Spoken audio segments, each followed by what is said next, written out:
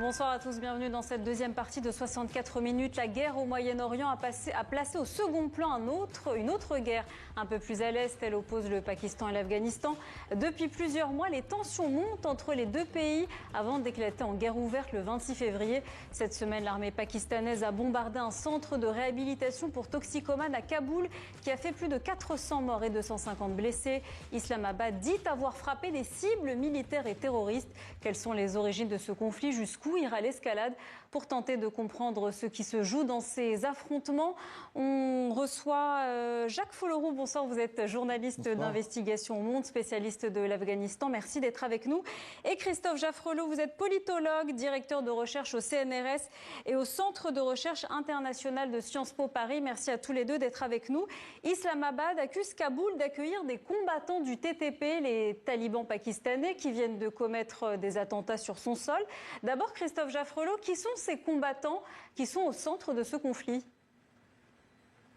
Le TTP, le Tehrik Talibani Pakistan, c'est une organisation qui est née en 2007, au moment où le général Musharraf est forcé par les États-Unis de durcir sa politique vis-à-vis des islamistes qui sont évidemment en Afghanistan. Les talibans y mènent le combat, mais aussi au Pakistan. Et donc ce sont des islamistes pakistanais qui vont se replier sur la zone tribale frontalière de l'Afghanistan et qui ensuite passeront de l'autre côté lorsque l'armée pakistanaise en 2009 durcira encore sa méthode et finalement c'est aujourd'hui la base afghane qui leur sert à frapper le Pakistan et ce depuis des années. Ça n'est pas quelque chose de nouveau, simplement depuis que les Américains ont quitté l'Afghanistan et que les talibans ont repris le pouvoir à Kaboul, il est encore plus facile pour ces gens du TTP d'utiliser le territoire afghan pour frapper le Pakistan. Jacques Folloroux, d'où viennent leurs armes? Qui finance cette organisation, les talibans au pouvoir à Kaboul? Non, les talibans pakistanais, ils ont leur autonomie, ils existent par eux-mêmes depuis longtemps, ils viennent de vraiment d'une zone qui est très particulière, très méconnue, très complexe aussi, qu'on appelait les zones tribales pakistanaises. C'était une région qui est frontalière avec l'Afghanistan et qui a très longtemps été une région semi-autonome, très poreuse avec la frontière afghane. C'est vrai qu'il y a aussi une communauté d'ethnie, Pashtun, mais ces talibans pakistanais, ce sont en effet des gens qui d'abord appartenaient à des structures tribales, qui avaient leur propre économie, leur propre administration, et les relations entre ces zones tribales. Il y avait 7 agences tribales tout le long de la frontière, sur à peu près 1200 km de frontière avec l'Afghanistan. Donc le pouvoir central pakistanais, à Islamabad, avait des représentants, mais accordait à toute cette zone-là une forme d'autonomie. Et les talibans pakistanais, en fait, participent un peu de la radicalisation justement des mouvements islamistes. Alors en fait, il faut remonter un tout petit peu plus tôt, avant 2007, pour les identifier et les voir apparaître sur la scène politique pakistanaise. Parce qu'en 2005, il y a les talibans pakistanais, le TTP, signent un premier cessez-le-feu, un premier accord avec l'autorité centrale pakistanaise. Et le souci, c'est que derrière cet accord, derrière ces pourparlers, en fait, le TTP de l'époque va en profiter pour prendre un peu le pouvoir et dominer ces zones tribales en assassinant des centaines de chefs tribaux et en unifiant une myriade de petits groupes islamistes radicaux qui cohabitaient dans chacune des agences, etc. Et c'est à partir de 2005-2007 que le TTP devient une force autonome qui commence à peser et capable d'entrer en rivalité et à tendre le rapport avec Islamabad. Et après, ça va être une relation, pour une phrase, les relations entre le TTP et le Pakistan, en fait, fluctuent depuis cette période-là jusqu'à 2025, j'ai envie de dire, entre répression et négociation. Il y a eu une multitude de pourparlers, de cessez-le-feu et de cessez-le-feu rompus depuis cette période-là. Et si vous voulez, aujourd'hui, finalement, c'est un conflit pakistano-pakistanais qui a débordé sur l'Afghanistan, en effet, à la faveur du retour au pouvoir des talibans afghans à Kaboul en août 2021. Écoutez justement ce que disait le porte-parole de l'armée pakistanaise, c'était en février dernier. L'opération se poursuit sous les instructions du Premier ministre pakistanais et les autorités civiles et nous obtenons les résultats escomptés. Le régime taliban afghan doit faire un choix. La question taraude depuis longtemps. Privilégier les bonnes relations avec le Pakistan ou opter pour le terrorisme. Christophe Jaffrelot, les relations entre Kaboul et Islamabad se sont détériorées avec le retour des talibans en Afghanistan en 2021. Pourtant, leurs relations n'ont pas toujours été tendues.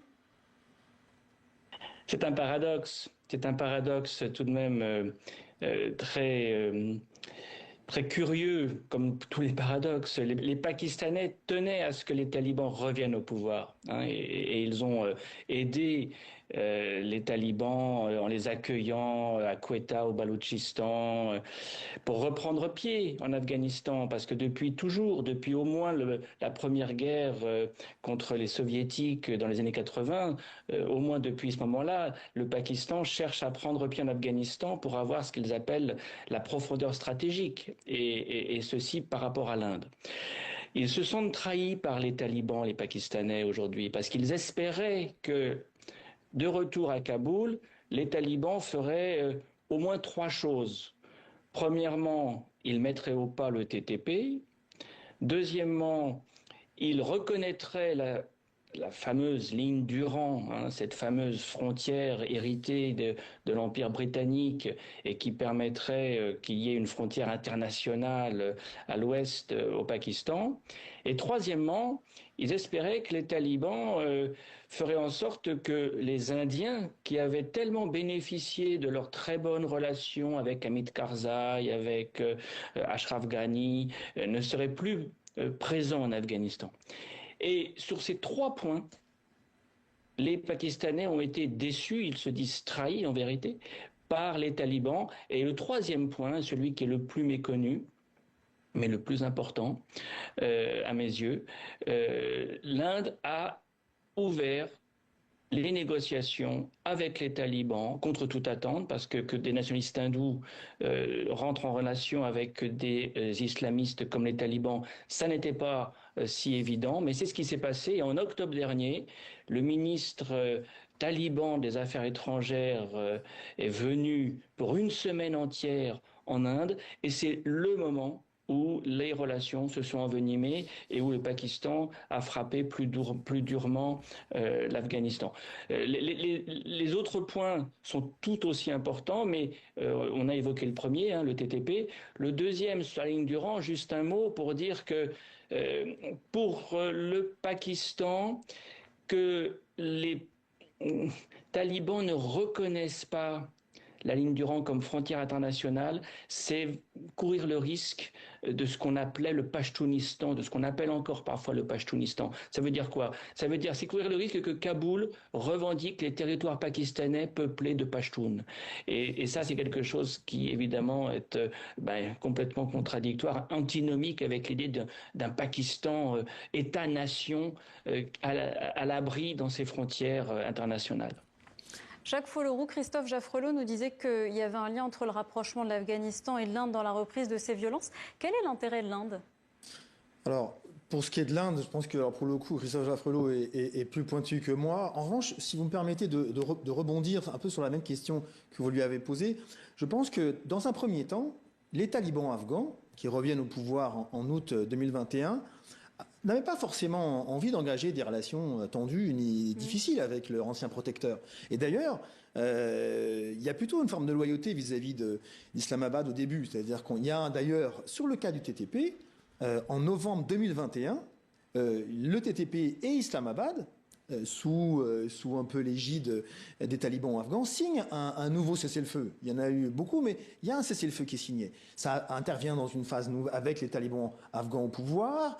Islamabad est content en effet de voir son ancien protégé avoir repris le pouvoir à côté, etc., etc. Il va y avoir quelques bisbilles, puis ensuite les talibans qui en 2022 sont encore soucieux de ne pas fâcher leur ancien protecteur. Ils vont tordre le bras au TTP et le contraindre à revenir à la table des négociations en 2022. Et de nouveau, terre repetita, ou etc., une nouvelle fois, c'est un cessez-le-feu qui ne durera pas. Et donc, moi, je trouve que depuis... Et il y a un autre élément qui me semble important, c'est que fin 2022, vous avez un nouveau chef d'état-major des armées qui est nommé au Pakistan. Monsieur Mounir, qui lui, pour le coup, à la différence de son prédécesseur, affiche une ligne très dure, dit que cela ne doit plus durer, et qu'il faut taper, y compris en Afghanistan. Et à partir de 2023, vous allez avoir un début, une politique de brève incursion et de frappe sur le sol afghan, qui va être assumé et imposé par le chef d'état-major des armées pakistanais au pouvoir pakistanais. Et si vous voulez, entre 2023 et 2025, et 2026, jusqu'à cette guerre dite ouverte, qui ne l'est pas tout à fait d'ailleurs, en fait, on a, je pense, des talibans afghans confrontés à un conflit de loyauté entre leur ancien protecteur et leurs frères d'armes. Et il semble qu'aujourd'hui, ils ont choisi. Pourquoi ? Parce que lors des négociations au Qatar d'octobre 2025, pour quelles raisons les talibans afghans, le pouvoir de Kaboul, quittent la table ? C'est parce que les Pakistanais leur demandent deux choses inacceptables. Ils demandent à l'émir des talibans, Aybatullah Akhundzada, de délivrer, d'édicter une fatwa contre le TTP, ce qui est jugé inacceptable, et aussi de se déclarer responsable des actes du TTP. Ils disent non, ça on ne peut pas faire ça. On veut essayer d'arranger les choses, mais là vous allez trop loin. Et donc c'est vrai que ce conflit de loyauté il n'y en a plus parce qu'il semble que les talibans afghans ont choisi leurs frères d'armes. Ce sont des Pashtuns, ce sont des gens qui se sont battus à leur côté pour la reconquête de l'Afghanistan. Christophe Jaffrelot, pour en revenir aux dernières frappes, est-ce que cette frappe pakistanaise sur l'hôpital de Kaboul marque un nouveau tournant dans ce conflit entre les deux pays ? On le rappelle, il y a eu 400 morts et 250 blessés. L'escalade continue en effet, mais si vous me permettez, je voudrais revenir sur la question que vous posiez à propos de l'Inde, parce que pour moi c'est absolument décisif. Il est absolument clair que ce qui fait le plus peur au Pakistan, c'est que l'Afghanistan devienne une base arrière pour les Indiens. Et c'est ce à quoi ils s'emploient depuis des années, les Indiens. Alors, ils s'y employaient directement en investissant en Afghanistan. Ils ont été le 4e investisseur donateur en Afghanistan pendant des années, jusqu'au retrait américain. Et puis, ils s'y employaient en passant par l'Iran. Et il ne faut pas oublier que le port en eau profonde de Chabahar en Iran avait été acquis par les Indiens pour atteindre l'Afghanistan et prendre le Pakistan à revers. Parce que la question que vous posez, la réponse, elle est hélas assez simple. L'ami de mon ami est mon ennemi, l'ennemi de mon ennemi est mon ami.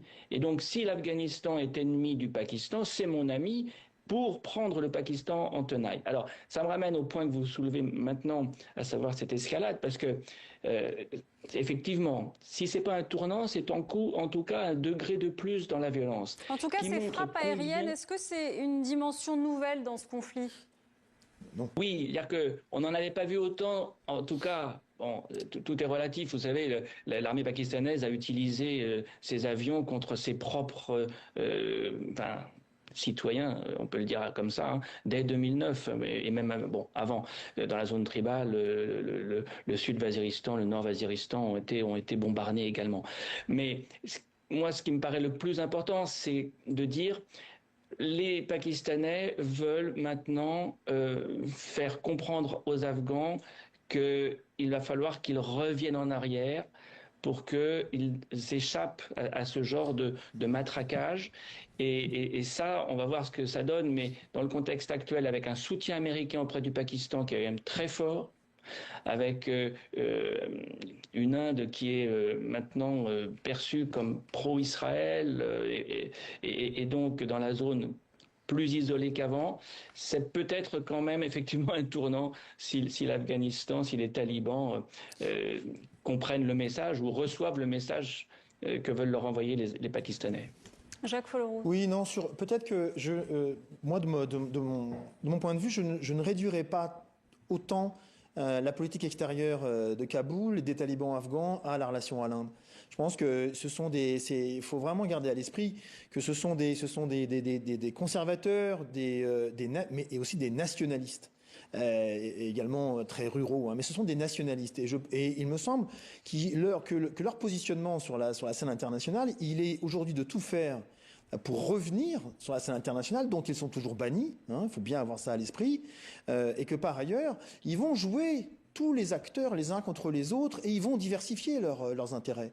Et que, en effet, ils vont jouer le duo infernal Inde-Pakistan, et ils vont le jouer à leur manière en privilégiant leurs intérêts. Mais leur politique extérieure ne se limite pas à ça. Et d'ailleurs, elle est relativement dans l'ombre, elle est plutôt assez efficace du côté des Occidentaux. Hein, les Occidentaux qui jurent sur leur grand Dieu qu'ils n'ont aucune relation avec Kaboul, notamment à cause des atteintes gravissimes faites aux femmes et aux libertés en général. Mais en fait, dans la réalité, les chancelleries occidentales ont renoué des liens, réenvoient leurs diplomates à Kaboul. Vous avez des ambassades qui commencent à revivre à Kaboul. Et ce jeu-là, il est fait du côté occidental pour deux raisons. Il est fait pour des raisons sécuritaires, c'est-à-dire que l'Occident, à commencer par l'Europe et les pays anglo-saxons, ne veulent plus voir un Afghanistan sanctuaire de groupes djihadistes qui projetteraient de nouveau une violence sur le sol occidental. Et puis le risque migratoire. Et donc les talibans, dans ce jeu politique régional, ils jouent assez bien leur partition. La relation indo-pakistanaise, ils en jouent assez habilement, je dirais. Christophe Jaffrelot parlait du soutien de Donald Trump apporté au Pakistan. Quel rôle joue la Chine dans ce conflit ? La Chine, aujourd'hui, me semble être le seul capable d'imposer un peu une forme de contrainte. Quels sont ses intérêts ? Les intérêts avec le Pakistan sont très importants. Hein. Ce sont des intérêts économiques, des intérêts politiques. Et puis avec l'Afghanistan également, ils ont construit un dialogue avec les talibans afghans. Qui est beaucoup moins suivi des faits qu'on ne le croit. Hein, il y a beaucoup d'effets d'annonce, de signatures de contrats sur des projets miniers, sur des projets énergétiques, sur des projets d'infrastructures. Mais on s'aperçoit que notamment parce que la situation sécuritaire n'est pas totalement assurée et que vous avez des ouvriers chinois qui sont des fois victimes de groupes radicaux sur les zones frontalières, les Chinois en fait lèvent le pied et n'ont pas forcément suivi des faits toutes leurs annonces. Mais donc les Chinois restent, d'ailleurs, ils ont envoyé récemment un représentant sur place pour essayer de négocier, essayer de calmer le jeu. Mais bon, comme vous l'avez rappelé au tout début de l'émission, que ce soit les Chinois, les Occidentaux et évidemment les Iraniens, aujourd'hui, ils sont tous un peu concentrés sur une autre crise et où il y a beaucoup plus d'enjeux. Donc le Pakistan a pour l'instant plutôt les mains libres, parce que personne ne regarde vraiment ce qui se passe en Afghanistan. Christophe Jaffrelot, est-ce que la guerre en Iran peut avoir une incidence sur ce conflit entre le Pakistan et l'Afghanistan ? Oui, alors, directement et indirectement. Directement parce qu'on regarde tous ailleurs et donc les frappes pakistanaises peuvent effectivement continuer sans qu'il y ait énormément de réprobation internationale. On n'a pas entendu grand monde s'insurger contre les frappes que vous venez d'évoquer. Pourquoi est-ce qu'il y a un manque d'attention de la part de l'international ? On a tellement à faire avec le reste qui est tellement plus important qu'aujourd'hui les chancelleries ne se préoccupent pas assez de ce conflit, c'est évident. Mais indirectement aussi, n'oubliez pas l'appel de Trump aux minorités iraniennes. Et on a pensé aux Kurdes tout de suite, bien sûr, mais il y a aussi des Baloutches. Et les Baloutches sont à cheval sur les trois pays, Iran, Pakistan, Afghanistan. Et pour le Pakistan, le risque d'une mobilisation irrédentiste baloutche qui se développerait à la faveur d'un relâchement du contrôle de Téhéran sur ses propres Baloutches, ça c'est quelque chose qui s'ajoute à la question pachtoune. Il faut vraiment penser au Pakistan comme un pays qui est prisonnier de logique ethnique qu'à Islamabad, on cherche à contrôler, à réduire. Et donc, le risque afghan, le risque baloutche sont deux risques qui sont imbriqués. C'est de l'ethnicité dont il est question aussi à chaque fois, les Pashtuns, les Baloutches, et ça renforce les tenants de la répression de la manière forte à Islamabad et à Rawalpindi au QG de l'armée pakistanaise. Merci beaucoup Jacques-Christophe Jaffrelot d'avoir participé à ce débat. On n'a plus beaucoup de temps. Merci Jacques Folloroux de nous avoir aidé à y voir plus clair.